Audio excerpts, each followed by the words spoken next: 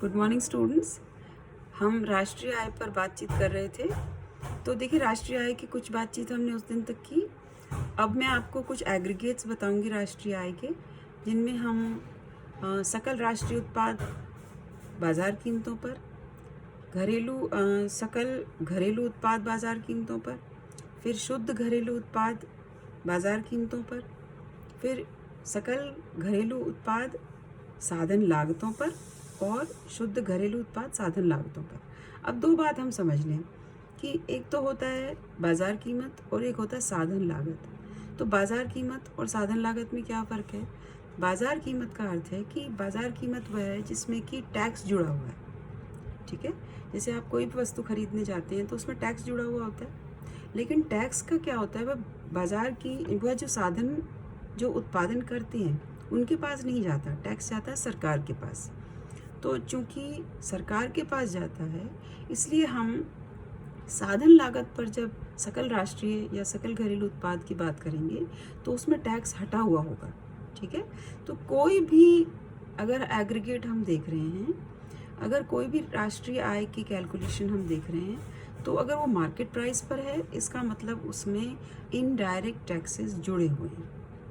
और अगर हम सकल घरेलू उत्पाद साधन लागत पर देख रहे हैं तो उसमें से इनडायरेक्ट टैक्सेस घटे हुए हैं। ठीक है, और जो सकल घरेलू उत्पाद फैक्टर कॉस्ट पर है उसमें सब्सिडी जुड़ी हुई है और इधर सब्सिडी जुड़ी हुई नहीं है। ठीक है, तो जो साधन लागत पर, वह मोटी मोटी बात आप इस तरह से समझिए इसको, कि जो साधन लागत पर जो कैलकुलेशन होगी उसमें जो भी साधन, जैसे भूमि को रेंट मिला, पूंजी को ब्याज मिला, साहस को लाभ मिला, श्रम को मजदूरी मिली, संगठन को वेतन मिला, तो ये जो चीज़ें हैं, ये जो इनको प्रतिफल में जो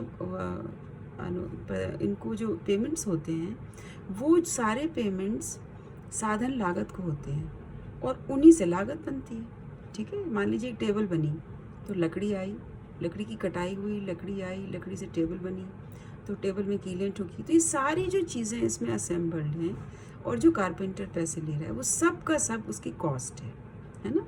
लेकिन जब टेबल बाज़ार में आ गई तो बिकने के लिए जब दुकान पर आई, तो मान लीजिए 100 रुपये की टेबल और 20 रुपया उस पर टैक्स लग गया, तो ये 20 रुपया ना तो खाती को गया, ना कील वाले को, ना लकड़ी काटने वाले को, ये किसके पास गया? सरकार के पास।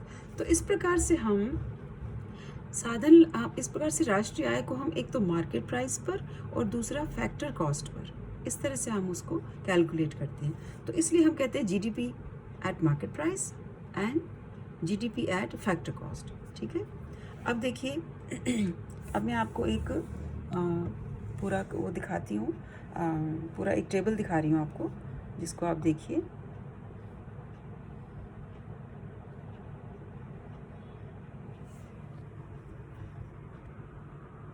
ये टेबल आपको दिखाई दे रही है ना।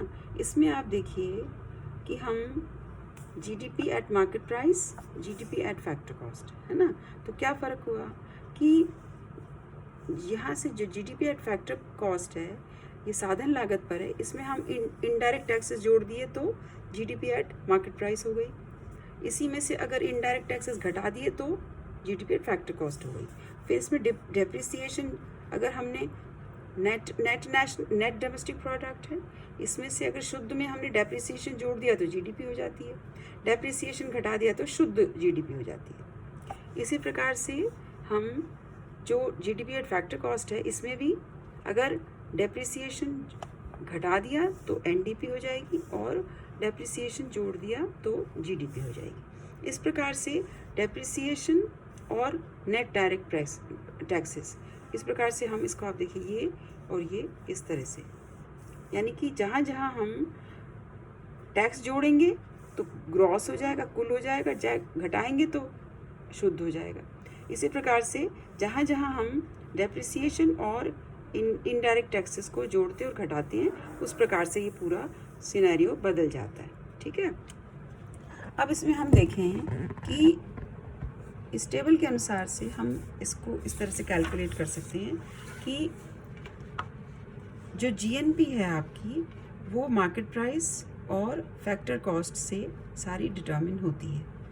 अब देखिए एक कॉन्सेप्ट है नेशनल डिस्पोजेबल इनकम, है ना,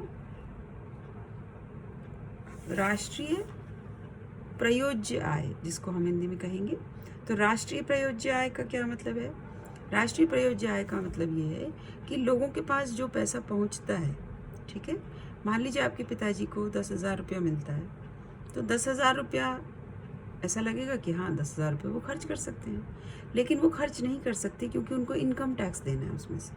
मान लीजिए उसमें से 500 रुपया इनकम टैक्स देना है, तो जो इनकम टैक्स लगा उसके बाद उनके पास बचा 9,500 रुपया। तो एक्चुअली उनके पास खर्च के लिए आय कितनी हुई? 9,500 रुपया। अर्थात हम जो नेशनल डिस्पोजेबल इनकम है उसको कैसे कैलकुलेट करेंगे? जो हमारी नेशनल इनकम है ना, उसमें से हम क्या घटा देंगे? जो transfer income from rest of the world वो तो हम जोड़ देंगे, और net direct taxes, indirect taxes जो हैं उनको भी हम जोड़ेंगे, तो नेशनल डिस्पोजेबल इनकम बचेगी। अब इसी प्रकार से जो नेट नेशनल डिस्पोजेबल इनकम है उसमें से क्या करना है कि जो ग्रॉस, जो कुल राष्ट्रीय आय है उसमें से जो करंट रिप्लेसमेंट कॉस्ट है उसको हम घटा देंगे। वही डेप्रिसिएशन वाली बात होगी। अच्छा, अब देखिए फैक्टर इनकम जो है, साधनों की लागत, वो जो एनडीपी है उसमें हम दो तरह से सेक्टर्स को डिवाइड करते हैं, प्राइवेट सेक्टर और पब्लिक सेक्टर। तो प्राइवेट सेक्टर वो है जो टोटली प्राइवेट कंट्रोल में होता है, और पब्लिक सेक्टर वो होता है जो कि सरकार के कंट्रोल में होता है, जैसे रेलवेज़ है, पोस्ट एंड टेलीग्राफ है, एयर इंडिया है, इस प्रकार से, है ना। फिर हम जो प्राइवेट इनकम है, एक तो प्राइवेट सेक्टर हो गया, एक पब्लिक सेक्टर हो गया, एक प्राइवेट इनकम। प्राइवेट इनकम भी अलग चीज़ है, प्राइवेट सेक्टर अलग चीज़ है, और निजी आय अलग चीज़ है। निजी आय कौन सी हुई? निजी आय वो हुई जो फैक्टर इनकम है, साधन लागतों पर जो आय प्राप्त होती है इंडिविजुअल लोगों को, उसमें हम क्या क्या जोड़ेंगे? जो बाहर से कोई पैसा आता, मान लीजिए किसी का बेटा बाहर है वो पैसा भेजता है, या किसी के पिताजी बाहर गए हैं वो पैसा भेजते हैं, वो उसकी इनकम है। फिर जो इंटरेस्ट उसको, मान लीजिए उसने कोई ऋण दिया हुआ है, कोई बॉन्ड्स खरीदे हैं, कोई डिबेंचर्स खरीदे हैं, तो उस पर उसको जो इंटरेस्ट मिल रहा है वो उसकी आय है। फिर करंट ट्रांसफ़र फ्रॉम गवर्नमेंट है, तो गवर्नमेंट की तरफ से बीपीएल को मान लीजिए कुछ पैसा है, या किसी और को भी कोई पैसा है, या कोई राजलक्ष्मी योजना है, लड़कियों को पैसा दिया जाता है, या कोई स्कॉलरशिप्स दी जाती हैं, तो करंट ट्रांसफ़र फ्रॉम गवर्नमेंट कहलाता है। फिर एक current transfers from rest of the world भी होता है कि कोई किसी को विदेश से भी पैसा आ सकता है, जैसे मान लीजिए विदेशी एजेंसीज़ हैं जो कि आपके यहाँ पर कोई इस तरह से एनजीओज़ हैं, या कोई बाहर से काम करके आया है तो वो यहाँ रह रहा है, उसको पेंशन आ रही है, तो ये current transfers from rest of the world, मतलब शेष दुनिया से आने वाला पैसा, और भारत की सरकार से आने वाला पैसा, इस प्रकार से वो पैसा जुड़ता है, तो उसको हम कहते हैं निजी आय। अब ये इस प्रकार से हम पूरा का पूरा नेशनल इनकम के डिफरेंट कॉन्सेप्ट्स को देखते हैं। अब देखिए पर्सनल डिस्पोजेबल इनकम होती है। पर्सनल डिस्पोजेबल यानी कि व्यक्तिगत खर्च योग्य आय। तो उसमें क्या करते हैं हम, जो कुल एक व्यक्ति को आय प्राप्त होती है उसमें से हम उसका डायरेक्ट टैक्स घटा देते हैं। डायरेक्ट टैक्स में कुछ भी हो सकता है, जैसे मान लीजिए कोई गाड़ी का tax, house tax, income tax, ये सब घटाने पर जो पैसा बचता है वो कहलाएगा पर्सनल या व्यक्तिगत खर्च योग्य आय। ठीक है, तो इस प्रकार से ये सारे कॉन्सेप्ट्स हैं जो हमने नेशनल इनकम के देखे। आप कुछ असाइनमेंट है इस पर जो मैं आपको कल दूंगी।